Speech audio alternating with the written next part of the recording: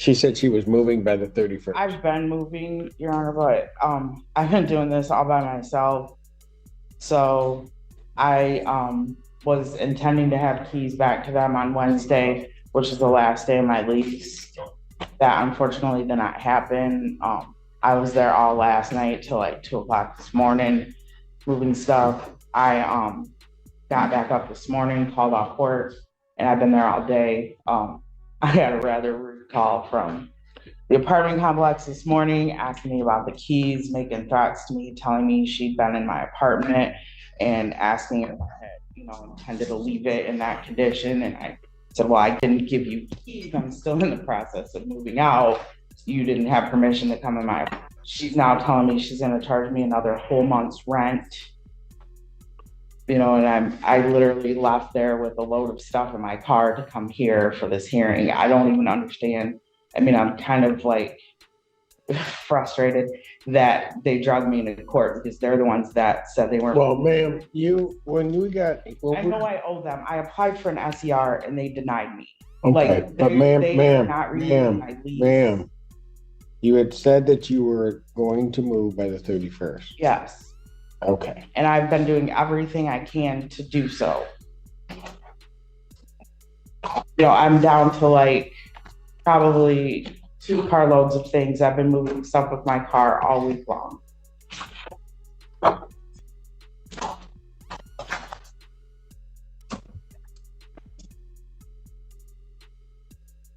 I tried to contact the attorney to be like, look, like I don't. Moving alone. She's not just dealing with court, she's fighting to keep a roof over her head while emotionally carrying all of it alone. The eviction's hanging over her. The apartment complex keeps calling with new threats, and no one seems to care that she's actually trying. And that's the gut punch here. When someone's barely staying afloat, why do we keep throwing stones instead of lending a hand? This story isn't just about unpaid rent, it's about how broken the system is when someone doing their best still gets treated like a problem instead of a person. And to be in court because I'm trying, I'm taking off of work to do this. I'm trying to get moved. And they just were like, go to court. Every time that I've communicated with them, they either don't respond to me or they, just are rude. You're not telling me my office is rude, because I know that's not true. I contacted them and I said, look, please don't make me have to go to court. Like I'm turning keys in at the end of my lease like you guys asked to. And she just said, show up in court. And here's what I'm going to do. I'm not going to, how much is owing through, well, there was 2737 through 3675, including 237 in cost. How much? Actually, 3675 plus 237 for 3912. That does include February, because it is February. Right. And it would be due and owing. I'm going to find after hearing, but there's no. The days that I have had the keys. Did they leave? Yeah. Yes. Where's the judgment? I have it. Did you sign it? Yeah. I need to look at it before you sign that thing. Stop them before we do that. I'm going to find no tribal issue. I'm going to grant judgment for possession to the plaintiff, as well as a money judgment in the amount of $39.12. Money judgment was requested. That's going to be retroactive back to the date where a plaintiff did not ask for a judgment because you were moving by the 31st. So that's going to take 5 days off of it. You're almost out of the premises. So a writ would issue the 5th or the 6th, excuse me, of February.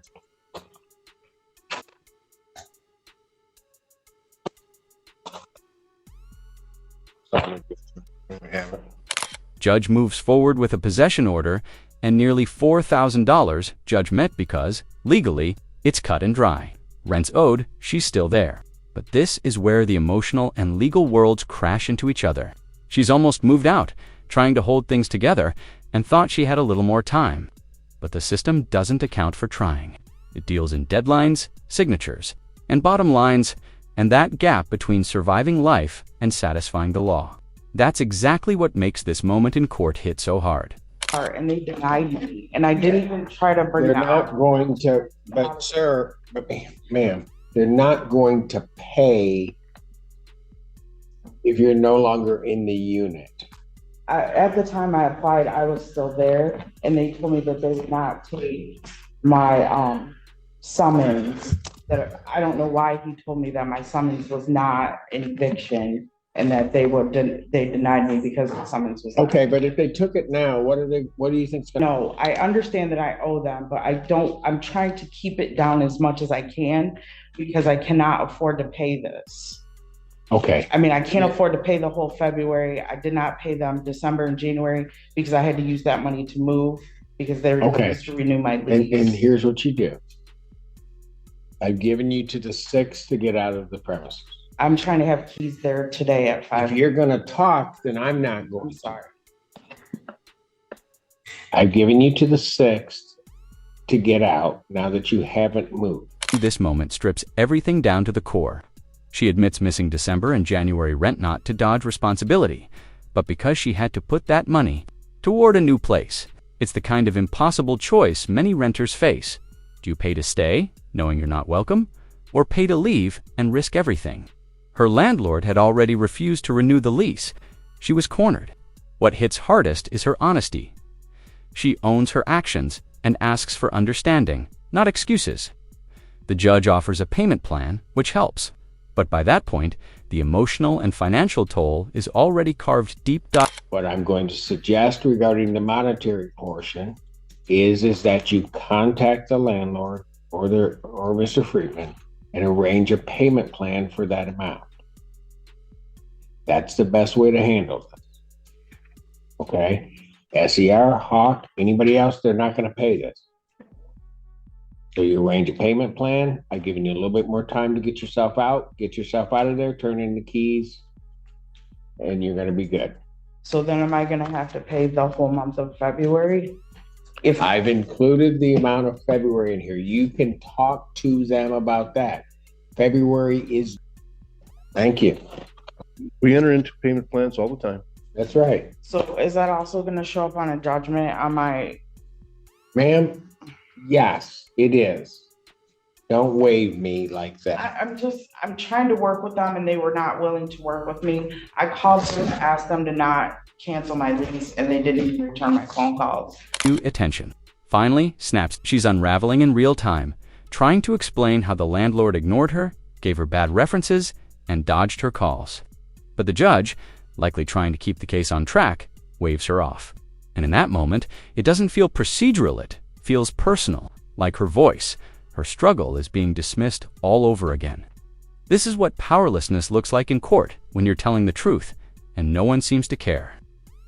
When she says, "I'm trying to work with them," it lands because she clearly was. She just wasn't met halfway. Sorry. Like, Ma'am, I understand the frustration. That's why you didn't get a judgment the last time you were here. yeah. I gave you to the 31st. You said you were going to move. I realize the circumstance that you're in now, but I have to also be fair to the landlord. And I know I'm going to owe them the money, but every amount that you put on here is just putting me deeper into. What do you want me to do? I would like to not have to pay the entire month of. It is painfully human and uncomfortably awkward. After laying everything bare, emotionally drained and visibly shaken, she's suddenly met with a new magistrate stepping in mid-case. The timing couldn't be worse. It feels tone-deaf, almost surreal. And when she says, "Why would you bring new people in when I'm having a horrible day?" it's not just frustration, it's heartbreak. She's not being dramatic. She's just exhausted from carrying the weight alone. Only to feel like the system doesn't even notice. Then talk. I would like to have the keys turned in by 5:30 today, which I have enough time to do. Ma'am, if you turn in the keys, then you have a good argument to talk to them about not having to pay February. The problem is right now, you still have possession of those premises. Your February rent became due yesterday. And I have a 3-day grace to pay it, which is tomorrow. Know what you're asking in terms of that. Nothing. I'm sorry. I don't know what I'm asking. Thank you. Thank you. Oh, she is. Let me step in and get Miss Dornbush moving. She didn't need a change in personnel. She needed a moment of compassion. This scene drives home how even systems can feel cold when they're moving by procedure, not emotion. The court wasn't being cruel, but it was being clinical. And for someone barely holding it together, that disconnect is crushing. It's a reminder that justice without empathy can feel a lot like indifference. I don't want to do that. No. this is a horrible day. Why, you don't bring new people into, I brought you a ray of sunshine. yeah, you bring new people in when I'm having a bad day. You knew that. I didn't know you were having a bad day, but No, you did. You could tell. You could tell. You could tell. You were in here for the last hearing. You could tell. Yes, come on. I'm sorry. Senior judge here in 14A. Senior? Yeah. I'm the oldest of all of them. Hello. Yeah, well, and Emily and Ann are his lovelies. Yes. And oh, and Alan is his other lovely. Hello. Hello. Yeah. So how's it going? Oh, it's going.